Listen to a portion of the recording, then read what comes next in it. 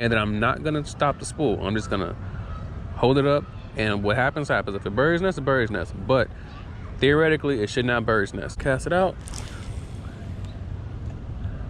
All right, what's good, y'all? Welcome back to the channel.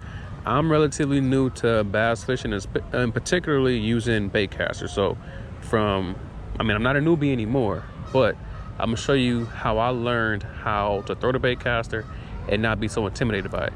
So first things first, I'm gonna press a spool and watch the bait. You see how it falls super fast? And now watch this. I'm gonna release it and watch the spool. You see how it bird's nest? I stopped that so it wouldn't be too bad. Now, in order to keep that from happening, what I need to do is I need to tighten the spool tensioning knob. So whenever you tie on a lure, you want to dial your reel in to adjust for the lure. And then don't be intimidated by getting a bird's nest. Don't be intimidated by it, because lots of people do it. And all you really need to do is just be patient with yourself and just pick it out. Grab the line in there, pull it out, and then pull it out. You see what I'm saying? Just pull it out, clear it out, and I will keep my thumb on the spool while I pull the line out. And eventually that bird's nest will come out. And then if you run into a little knot, just grab it inside the spool, and then you just grab it in, pull it out, and then pull it out the front. Thank God I haven't had a bird's nest that I couldn't get out, but just saying, don't be too intimidated and worried about getting a bird's nest, because it will happen. Just know how to pick it out.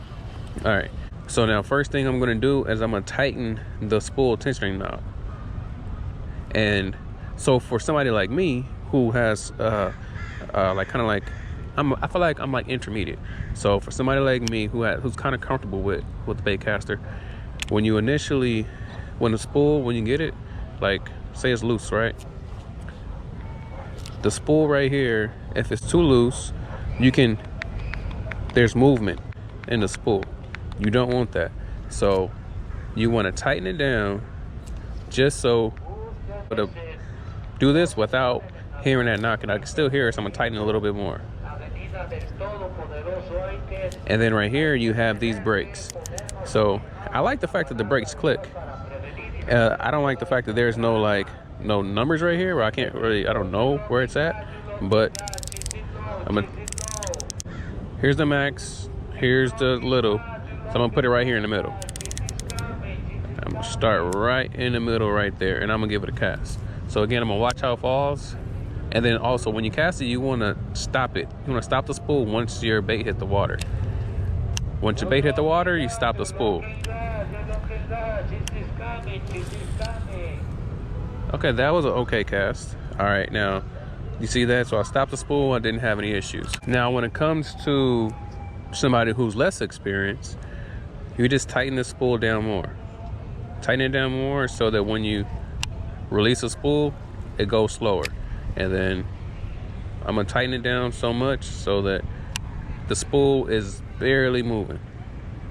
Tighten it down even more till it's not moving at all. And it's moving once I put a little force on it. But now I'm gonna increase these brakes a little bit more too. And increase those close to the max. Now I'm gonna throw it, and I'm not gonna stop the spool. So usually what you wanna do, you'll cast it out, and then you stop it. Once it hits the water, you wanna time it with hitting the water, and you stop it. And you stop it. Now, that's what you should be practicing doing. Throwing it out, stopping it. Throwing it out, stopping it. Now, what I'm gonna do is I'm gonna cast it out, and then I'm not gonna stop the spool. I'm just gonna hold it up, and what happens happens. If it bird's nest, a bird's nest. But theoretically, it should not bird's nest. Now that we got the brake set pretty tight, and we tightened the spool down pretty tight, and the brakes are set pretty high. So we're gonna release the spool, we're gonna cast it out, and look at that. I did not stop the spool. Let's try it again. Let's try it again. Cast it out, do it just like that, okay?